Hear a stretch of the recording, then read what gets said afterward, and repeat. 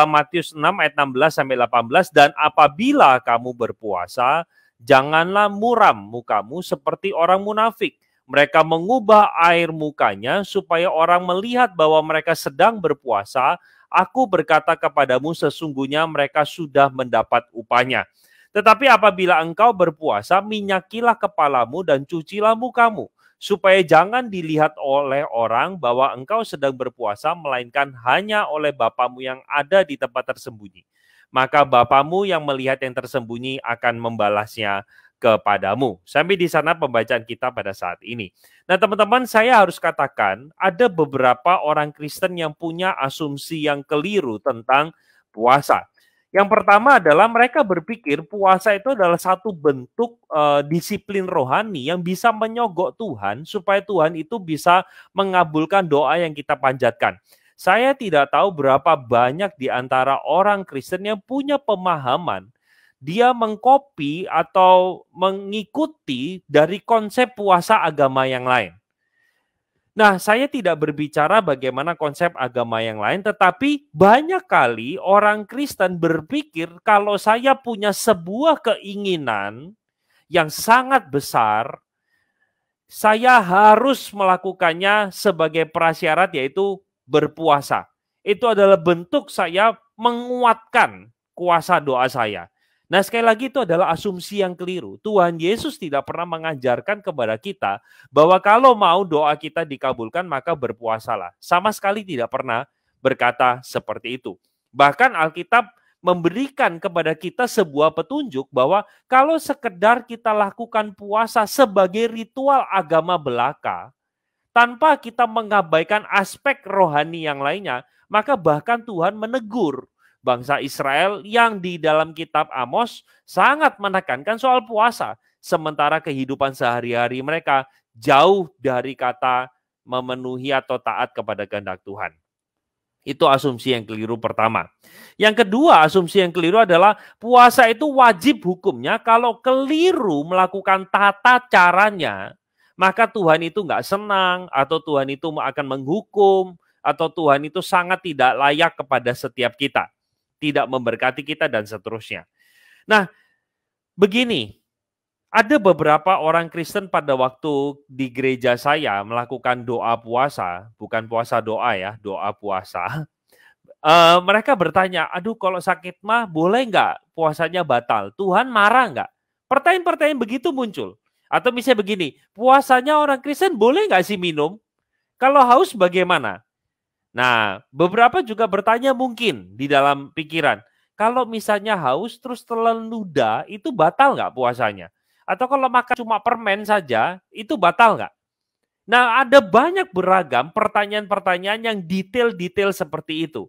Dan mereka sebagian besar, saya tidak ngomong semua, sebagian besar berpikir kalau saya tidak ikuti tata caranya dengan seksama, maka Tuhan itu tidak berkenan terhadap puasa kita, dan akibatnya adalah apa yang kita doakan tidak terkabul. Kita bisa lihat ya teman-teman ya, cara berpikir atau konsep yang keliru tentang puasa yang sama sekali bukan diajarkan oleh Alkitab.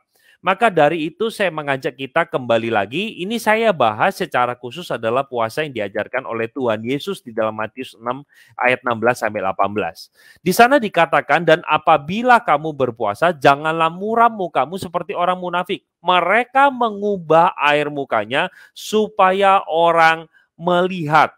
Jadi perhatikan kata yang saya kasih garis kuning.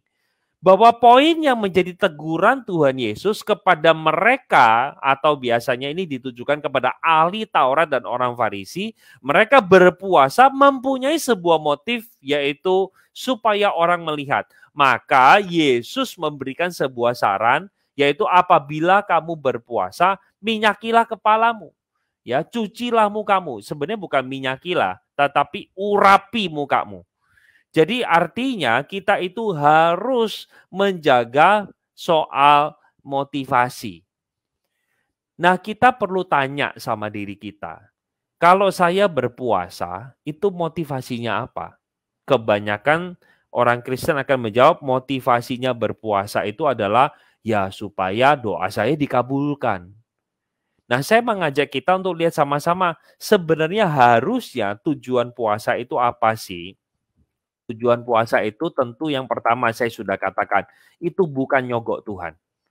Jadi buang jauh-jauh atau jangan lakukan puasa kalau kita berpikir bahwa dengan saya puasa maka Tuhan tergerak untuk menjawab doa kita. Teman-teman, kita itu berdoa sama Tuhan. Tuhan itu yang memegang kendali atas hidup kita. Siapa kita yang sampai bisa mengontrol Tuhan supaya mengikuti gaya kita? Kalau Tuhan yang kita sembah adalah Tuhan yang sangat mudah sekali tergoda atau tertarik karena sogokan kita, kok saya memilih untuk tidak menyembah Tuhan yang seperti itu ya? Tuhan yang mudah dimanipulasi oleh kebaikan kita. Tuhan kita itu melampaui apa yang kita lakukan begitu. Karena dia adalah Tuhan yang melihat bukan sekedar ritual agama itu, tetapi dia melihat sampai jauh kedalaman hati. Nah, tujuan puasa yang kedua bukan hanya disiplin rohani. Kalau yang pertama bukan untuk sogok Tuhan, yang kedua bukan hanya disiplin rohani. Berarti sebenarnya ini adalah salah satu disiplin rohani yang kita bisa lakukan. Tetapi bukan hanya sekedar itu. Yang ketiga adalah bukan sekedar ritual agama. Jadi saya memang memberikan kayak negasi dari puasa itu. Jadi puasa itu bukan nyogok Tuhan, bukan sekedar disiplin rohani, dan juga bukan sekedar ritual agama. Kalau gitu apa? Puasa itu bagi saya adalah ritual agama beserta dengan disiplin rohani yang dipakai untuk kita makin mendekatkan diri pada Tuhan. Poinnya adalah kepada nomor 4. Jadi gabungan nomor 2, nomor 3, dan juga ke nomor 4. Jadi kalau saya sekali lagi ingin garis bawahi, tujuan puasa itu adalah disiplin rohani dan salah satu ritual agama yang dipakai untuk mendekatkan diri kita kepada Tuhan. Maka dari itu begini, kalau kita berpuasa, kita tentu berpuasanya berbeda dengan agama yang lain. Atau agama yang biasa, 1 tahun pasti ada 1 bulan mereka berpuasa. Mereka biasanya buka puasa itu pagi. Kalau kita kapan? Kita tidak ada aturan seperti itu. Saya harus katakan, di dalam kekristenan tidak ada aturan yang pasti. Kalau puasa nggak boleh minum. Kalau puasa nggak boleh makan ini. Kalau puasa boleh yang ini. Kalau puasa nggak boleh yang ini. Nggak ada sama sekali. Saya dengan jujur katakan, puasa di dalam kekristenan kembali kepada tujuan untuk mendekatkan diri kita kepada Tuhan. Tapi bukan berarti juga begini, saya puasanya itu Pak setelah makan malam sampai sebelum breakfast. Begitu. Itu namanya bukan puasa, itu namanya tidur. Ya, itu namanya tidur. Kalau puasa itu memang kita sengaja skip makan kita bisa ganti waktu makan kita untuk kita bersekutu dengan Tuhan.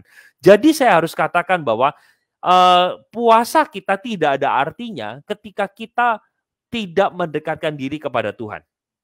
Nah, mendekatkan diri sama Tuhan ini bagaimana caranya? Tentu tidak bisa dilepaskan dari doa dan pembacaan Alkitab. Kalau kita melakukan puasa hanya sekedar ritual agama belaka, artinya gini, hore hari ini puasaku berhasil karena aku tidak makan. Poinnya bukan di sana. Poinnya adalah pada waktu saya skip makanan, saya merasa lapar, kelaparan saya itu menyadarkan saya bahwa saya tidak perlu harus memuaskan kelaparan itu dengan roti, tetapi kelaparan itu menunjukkan betapa saya bergantungnya kepada Tuhan. Sehingga di dalam momen kita lapar, kita ingat kepada Tuhan. Kita membawa pergumulan kita kepada Tuhan. Jadi poin utamanya terletak pada untuk mendekatkan diri kita pada Tuhan. Tapi pada kesempatan ini, saya menunjukkan kepada kita beberapa jenis puasa yang ada di dalam Alkitab. Nah, kita mau lakukan yang mana? Terserah kembali ke kita masing-masing. Jangan dipaksa, karena bagi saya, puasa bukanlah segala-galanya. Puasa bukanlah sebuah kewajiban di dalam kekristenan. Tapi kalau kita mau lakukan dengan satu bentuk disiplin rohani dan juga ritual agama, silakan. Sehingga saya perlu tekankan ini supaya Bapak Ibu jangan sampai kita mengorbankan kesehatan kita hanya demi sekedar melakukan ritual agama belaka. Itu poin saya. Ya, itu yang menjadi penekanan saya. Nah, saya akan jelaskan sedikit secara deskriptif jenis puasa yang ada di dalam Alkitab itu apa. Nah, misalnya puasa Musa, yaitu 40 hari 40 malam tidak makan dan tidak minum. Nah, kalau misalnya Bapak Ibu komitmen misalnya, oh saya mau puasa Musa, ini sebenarnya sama kayak puasa Yesus ya, tidak makan dan tidak minum. Pak, saya di hari ke-10 akhirnya nggak kuat nih.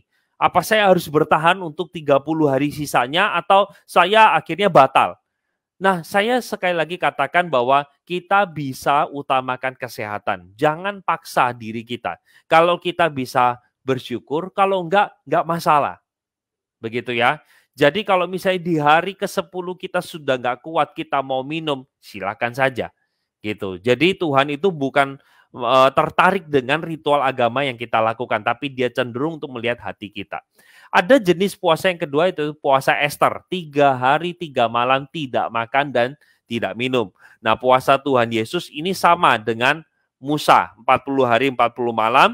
Ada juga puasa Daniel nih yang mungkin beberapa dari kita nggak tahu, yaitu cuma makan sayur, tidak makan apapun yang lain, termasuk daging. Karena zaman itu, daging itu dipersembahkan kepada berhala.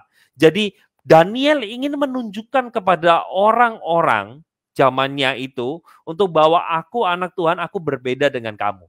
Begitu ya. Lalu yang terakhir adalah puasa Daud, di mana dia tidak makan dan semalaman berbaring di tanah, berdoa dan berkabung selama 21 hari. Nah, kita mau lakukan yang mana terserah kita. Kita tergantung kesanggupan kita yang mana kita boleh lakukan. Kalau misalnya ada juga yang begini nih, saya biasanya Pak puasa itu pokoknya skip 2 kali makan, saya cuma 1 kali makan. Boleh nggak begitu? Boleh. Silakan. Kita boleh memberikan variasi yang bahkan tidak ada di dalam Alkitab. Tujuannya sekali lagi kita memfokuskan diri kepada Tuhan. Nah, manakah yang benar? Saya harus katakan tidak ada yang benar dan tidak ada yang salah.